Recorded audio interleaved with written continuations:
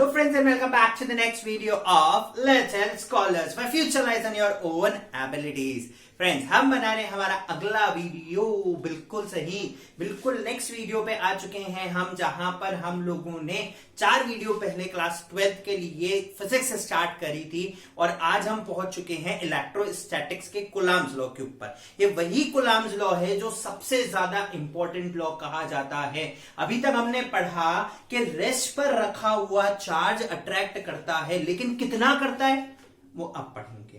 कितनी दूरी तक कर सकता है वो अब पढ़ेंगे। किसको अट्रैक्ट कर सकता है वो अब पढ़ेंगे। ठीक है ना, राइट। तो अभी तक हमने सिर्फ पढ़ा था कि रेस्ट पे रखा हुआ चार्ज अट्रैक्शन की प्रॉपर्टी शो करता है। कितनी, किसके ऊपर, किसको अट्रैक्ट करेगा, किसको रिपेल करेगा। ऑब्जेक्ट अगर दूर होगा तो अट्रैक्ट करेगा कि नहीं करेगा, पास होगा तो अट्रैक्ट करेगा कि नहीं करेगा, अगर बहुत क्लोज रख दूं तो अट्रैक्ट करेगा कि नहीं करेगा। इन सारी चीजों के बारे में जो डिटेल्ड डिस्क्रिप्शन दिया वो सर कूलम्ब ने दिया था, सर अगस्टिन कूलम्ब। ठीक है, उन्होंने एक लॉ दिया था जिसका नाम था कूलम्ब्स लॉ। ठीक है, तो कूलम्ब्स लॉ स्टार्ट करने से पहले मैं बता दूं कि आज का क्वेश्चन क्या है हम लोगों के लिए, जिसका आंसर आपको कमेंट सेक्शन में मेंशन करना है। आज का क्वेश्चन है सबसे पहला कि व्हेन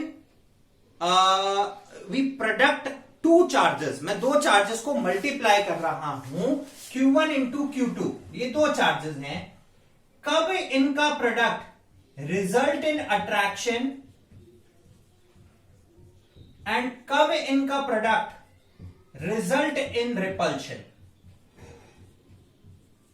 आपको दोनों क्वेश्चन के आंसर बताने हैं, कमेंट में मेंशन करेंगे। अट्रैक्शन इज इक्वल्स टू, जब प्रोडक्ट क्या होना चाहिए, किस रेंज का होना चाहिए। Repulsion is equals to product किस रेंज का होना चाहिए। तो इन दोनों चीजों के बारे में आपको कमेंट सेक्शन खुला है, मेंशन करें, फटाफट से ज्यादा देर नहीं करें, आप आंसर्स को मेंशन करें।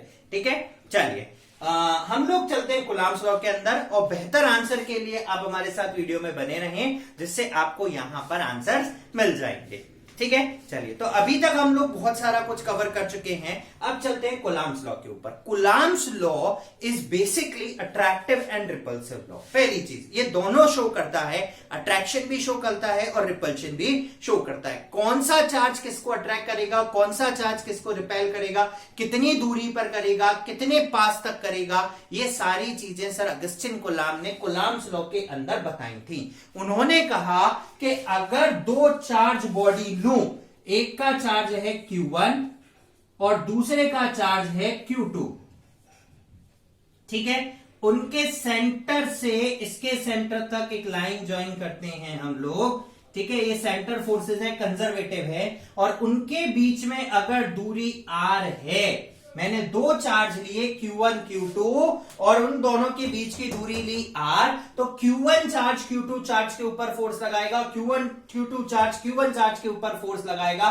दोनों एक दूसरे को या तो अट्रैक्ट करेंगे या रिपेल करेंगे। तो वो जो फोर्स उन दोनों के बीच में लग रहा होगा, अट्रैक्शन रिपल्शन की बात अभी करूंगा, लेकिन अभी सिर्फ फोर्स की बात कर रहा हूं, वो जो फोर्स उन दोनों चार्ज के बीच में लग रहा होगा, वो फोर्स जो दोनों चार्ज के बीच में लग रहा होगा, समझे इस चीज को, वो बराबर होगा किसके।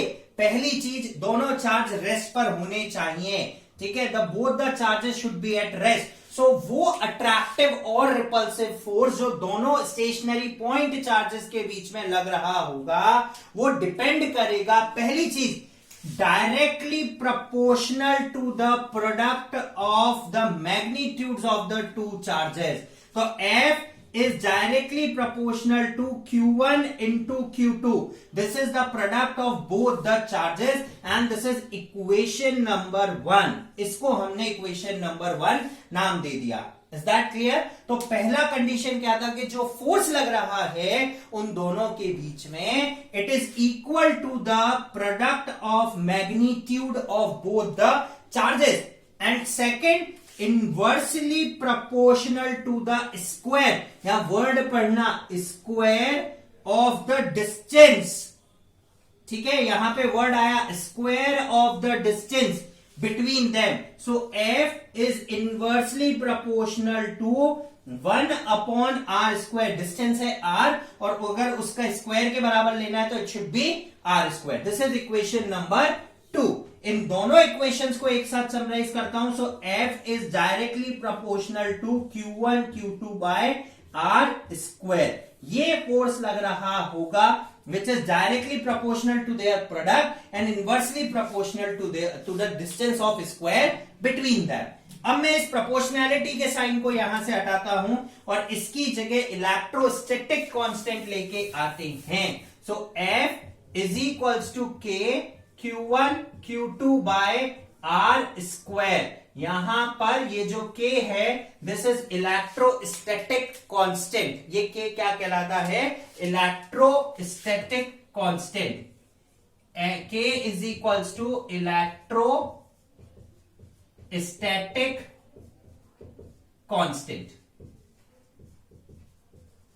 ठीक है, और इस जो K की वैल्यू होगी K is equals to 1/4πε0। Remember this thing, it is 1/4πε0 which is equals to 9 into 10 की पावर 9। ठीक है, ये K की वैल्यू है और यूनिट क्या होगी K की, वो देखें कि F/r²। So it is newton metre square पर कूलम स्क्वायर। ठीक है, ये यूनिट कैसे आई उसके बारे में अगर आपके साथ यहां पे छोटा सा एक कॉलम बना के बात कर लेता हूं। अगर मैं इस इक्वेशन से K को निकालूं तो K की वैल्यू होगी F into r² upon Q1 into Q2। तो F की यूनिट है न्यूटन, R की यूनिट है मीटर, स्क्वायर लग गया और कूलम का स्क्वायर लग गया। So K is equal to 1/4πε0 which is equal to 9 into 10 की पावर 9 न्यूटन मीटर स्क्वायर पर कूलम स्क्वायर। अब this 4π is constant and this ε0 is relative permittivity of medium।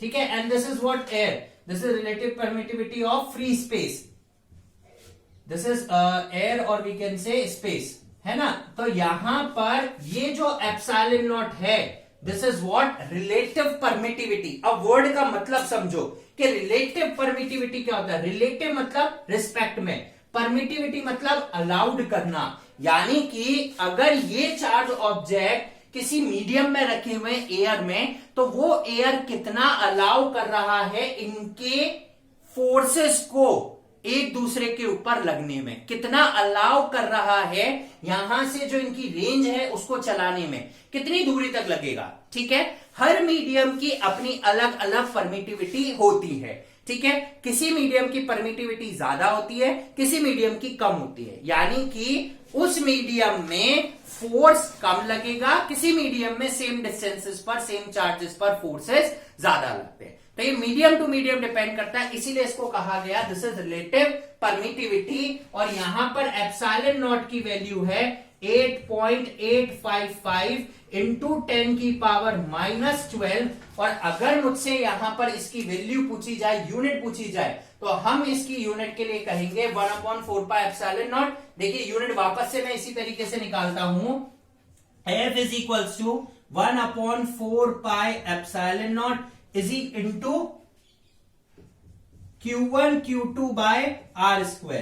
तो इस ε0 को ऊपर भेज देता हूं इस पूरे को, तो ये हो गया ε0 इज इक्वल्स टू 1/f। सो ε0 की यूनिट आ गई कूलम स्क्वायर, न्यूटन की पावर -1, मीटर की power -2। So its SI unit will be c², n की पावर -1, m की पावर -2। ठीक है, right. Okay, now we put the values of constant over here. तो इस इक्वेशन में पुट करेंगे, दिस इज इक्वेशन नंबर 3। ठीक है, so F is equals to 1/4πε0 Q1 Q2 by r²। This is known as Coulomb's law. ठीक है, for free space, this is for free space, है ना। एयर के लिए कूलम्स लॉ है क्योंकि यहां पर रिलेटिव परमिटिविटी मैंने ε0 ली है। ठीक है, this is known as Coulomb's law.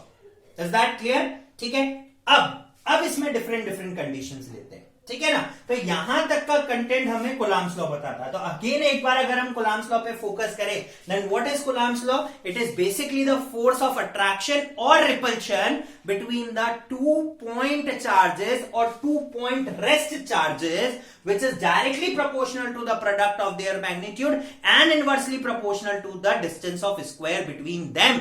अब इनका अर्थ क्या लोगे? देखो, अगर प्रोडक्ट ज्यादा है तो लगने वाला फोर्स भी ज्यादा हो गया, और अगर डिस्टेंस ज्यादा है तो लगने वाला फोर्स कम हो गया। तो यानी कि अगर पॉइंट चार्जेस बहुत दूर रखे हुए हैं तो उनके बीच में लगने वाले फोर्स की वैल्यू कम हो जाएगी, लेकिन अगर पॉइंट चार्जेस पास में रखे हुए हैं और उनका जो चार्ज है वो बहुत ज्यादा है, तो उनका फोर्स ऑफ अट्रैक्शन और रिपल्शन भी ऑटोमेटिकली इंक्रीज हो जाएगा। ठीक है, राइट? Is that clear? है ना। अब अगर मैं लेता हूं, इसमें कंडीशन डाल के लेते हैं हम सबसे पहले कि कंडीशन क्या ले सकते हैं हम पॉइंट चार्जेस के लिए। तो देखिए, अगर हम लोग कंसिडर करते हैं, let us consider 2 point charges. मैंने माना केस क्या लिया है इसमें, Q1 is equals to Q2 is equals to 1 coulomb का चार्ज लिया and R is equals to 1 metre. तो यहां पर फोर्स की जो वैल्यू हुई वो ही 1/4 पाई एप्सिलॉन नॉट इंटू 1/1 का square is 1। So 1/4 pi epsilon naught की वैल्यू हो गई 9 इंटू 10 की पावर 9 न्यूटन। फोर्स की यूनिट न्यूटन होगी। तो व्हाट इज 9 इंटू 10 की पावर 9 न्यूटन का चार्ज? ये वो फोर्स ऑफ अट्रैक्शन है जो 1 कूलम का चार्ज 1 मीटर की दूरी के ऊपर किसी दूसरे चार्ज के ऊपर लगाएगा। Attractive, repulsive, it's a different thing. अभी अट्रैक्शन और रिपल्शन की बात करूंगा, लेकिन 9 इंटू 10 की power 9 Newton is that force which is applied by 1 charge or which is exerted by 1 charge on the another charge, vice versa, situated at a distance of 1 meter such that the unit of magnitude of charge is 1 coulomb. Is that clear? If I said कि Q1 into Q2 is less than 0, it means they are negative, यानी कि दोनों का product less than 0 है, negative है।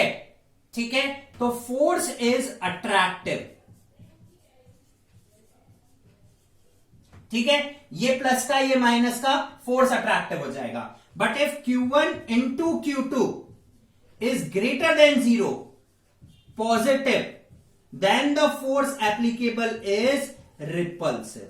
तो जो force लग रहा होगा that is repulsive force. So if the product of 2 charges is less than 0, then the force is attractive in nature, and if the product of 2 charges is greater than 0, then the force is repulsive in nature। ठीक है, but अब बात आती है Coulomb's law के साथ कुछ चीजों की। कूलम्स लॉ कुछ रूल्स के साथ आता है। पहला रूल क्या है? कंडीशन सेटिस्फाइड होनी चाहिए। Q1 और Q2 दोनों स्टेशनरी चार्ज होने चाहिए, वो मूविंग नहीं होने चाहिए। ठीक है, अगर उनकी दूरी बहुत ज्यादा कर देंगे तो फोर्सेस का इफेक्ट ऑटोमेटिकली रिड्यूस हो जाएगा। लेकिन अगर उनकी दूरी बहुत क्लोज हो गई, 10 की पावर -15 मीटर से भी पास में आ गई, तो इलेक्ट्रोस्टैटिक फोर्स यहां पर फेल हो जाता है और न्यूक्लियर फोर्स इफेक्टिव में आ जाता है, और वो फिर उसको बाइंड करके ही रखेगा। तो this is what the limitations of electrostatic forces. Is that clear? तो this is the limitations of Coulomb's law. ठीक है, अब कूलम्स लॉ के बाद हम इसका एक बार वेक्टर फॉर्म का एनालिसिस करते हैं कि किस तरीके से वेक्टर फॉर्म में कूलम्स लॉ एग्जिस्ट करता है। ठीक है, और उसके बाद हम लोग डाइलेक्ट्रिक कांस्टेंट के मीडियम टू मीडियम किस तरीके से एप्सिलॉन नॉट की वैल्यू पर फर्क पड़ेगा, वो मीडियम टू मीडियम हम लोग क्या करेंगे? चेक करेंगे। ठीक है, that is what dielectric constant और relative permittivity of one medium with respect to another medium. ठीक है, तो अब हम लोग चलते हैं उसके ऊपर Coulomb's law in vector form. चलिए, Coulomb's law in vector form. सबसे मैंने पहले 2 चार्जेस लिए सेम, वही देखिए क्या बदलेगा। This is charge Q1 and this is charge Q2। 2 point charges लिए। ठीक है, राइट। सेंटर के अलोंग मैंने उनको क्या कर दिया?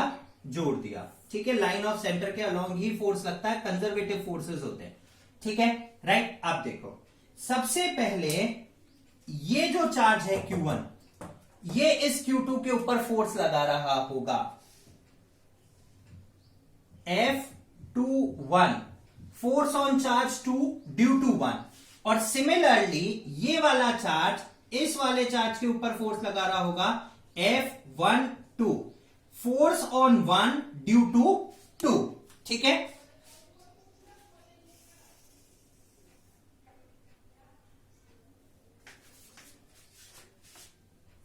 राइट, तो it is F12 and it is F21। F21 यहां पर क्या है, F21 अभी हम लिखेंगे और F12 भी अभी हम आपको बता दें। अब यहां से यहां तक की दूरी R12, it is unit vector. R12 मतलब चार्ज 1 से लेके चार्ज 2 तक की दूरी, और यहां से यहां तक की दूरी क्या होगी, R21, ठीक है। अच्छा, दोनों एक दूसरे के इक्वल हैं, R12 और R21 इक्वल और अपोजिट हैं, ठीक है, राइट। अब देखिए, तो अब सबसे पहले हम लोग देखते हैं F21, this is what, force on charge Q2 due to Q1।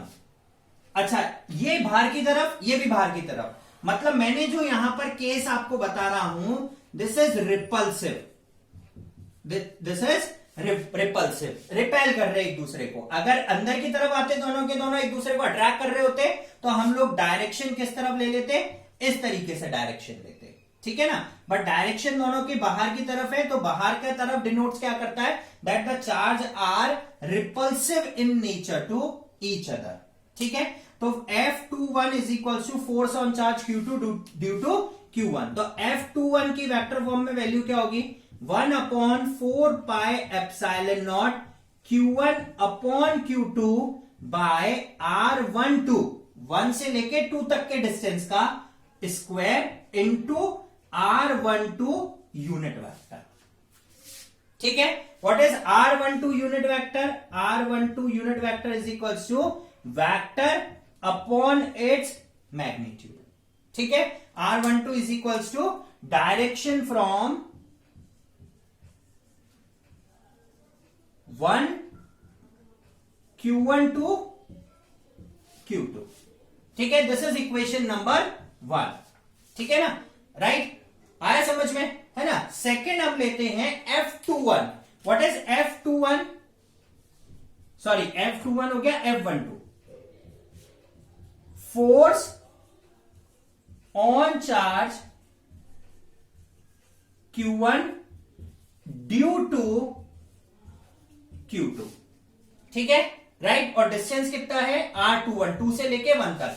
2 charge, जब 1 चार्ज के ऊपर फोर्स लगा रहा है तो डिस्टेंस भी 2 से लेके 1 तक का लेंगे, और 1 चार्ज जब 2 चार्ज पे फोर्स लगा रहा है तो डिस्टेंस 1 से लेके 2 तक का लेंगे। इसकी वैल्यू क्या होगी, F12 की जो वैल्यू होगी will be 1/4πε0 Q1 Q2 upon R21 का स्क्वायर, 2 से लेके 1 तक के डायरेक्शन में फोर्स लग रहा है, इंटू यूनिट वेक्टर R21, ठीक है।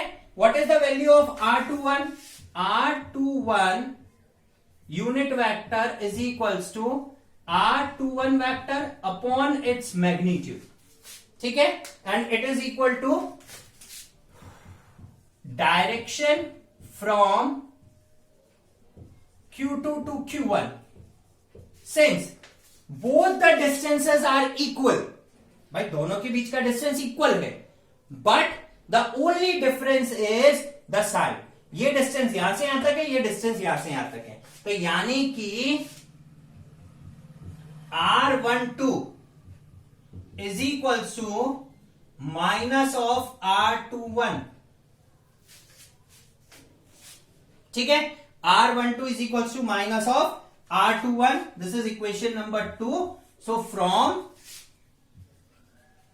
1 and 2, F12 is equal to minus of F21. So both the forces are repulsive in equal and opposite to nature. ठीक है, right? This shows that electrostatic or Coulomb's forces are equal and opposite to one another.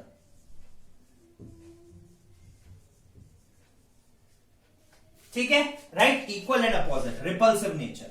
ठीक है ना, right? तो this is what the Coulomb's law in vector form. This is how we can solve the vector form of Coulomb's law.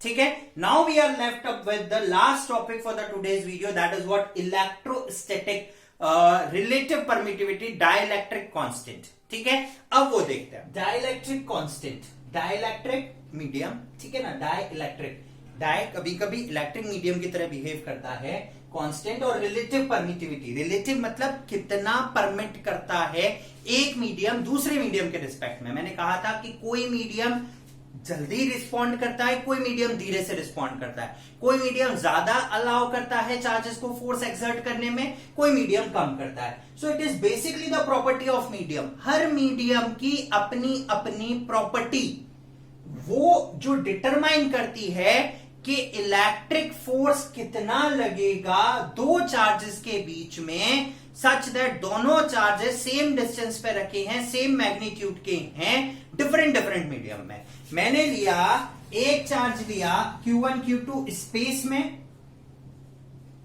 ठीक है, दूरी दोनों charges Q1 Q2 और उनके बीच का डिस्टेंस कितना ले लिया हम लोगों ने, R.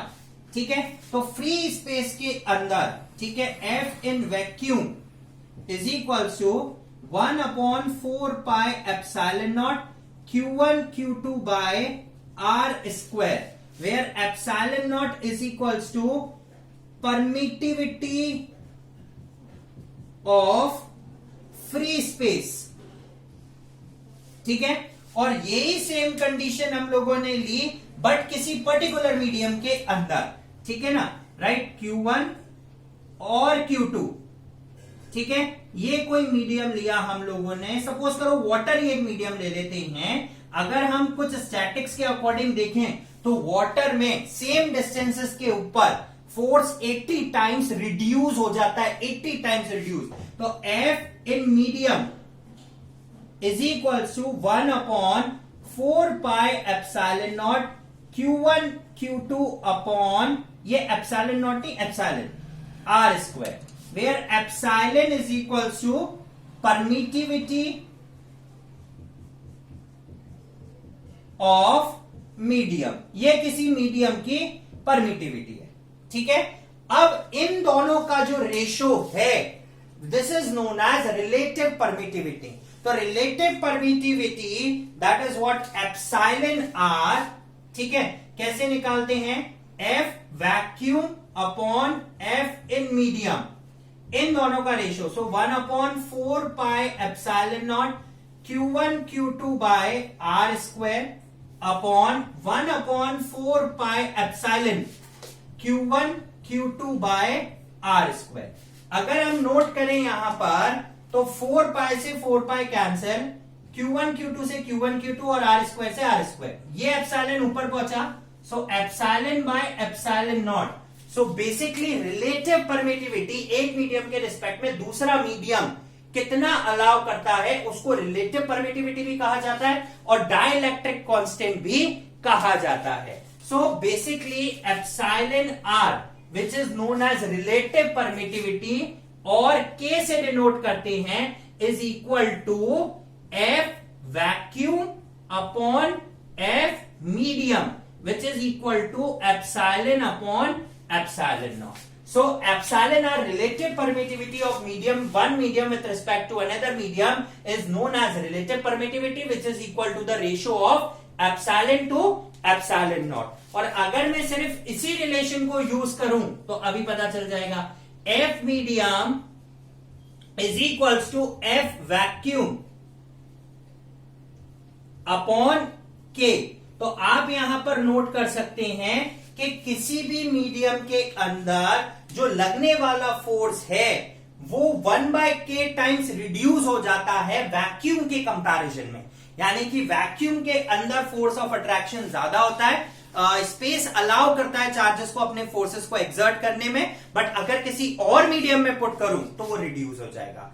स्पेस के लिए k की वैल्यू 1 होती है, बट अगर वाटर के लिए लूं तो वो 80 होती है। यानी कि अगर ये चार्ज पार्टिकल स्पेस में रखे हैं और ये वाटर में रखा है तो वाटर में 80 टाइम्स कम फोर्स लगेगा स्पेस के रिस्पेक्ट में। ठीक है, तो this is known as relative permittivity. ठीक है, वाटर कम अलाउ करता है चार्जेस को फोर्सेस एक्सर्ट करने के लिए। ठीक है, तो गाइस ये हुआ हमारा 3 टॉपिक खत्म यहां पर, Coulomb's law in vector form and dielectric constant और रिलेटिव परमिटिविटी। नेक्स्ट वीडियो के अंदर हम लोग आप लोगों से मिलेंगे कुछ न्यूमेरिकल असेसमेंट के साथ कूलम्ब्स लॉ के ऊपर, जो कि बहुत इंपॉर्टेंट है, और डाइलेक्ट्रिक कांस्टेंट का यूज करते हुए। तो इस वीडियो के लिए इतना ही, कल फिर वीडियो अपलोड होगा न्यूमेरिकल सेशंस के ऊपर। Till then guys keep on watching little scholars and stay tune with us. Like, subscribe और शेयर करना नहीं भूलिए। Thank you.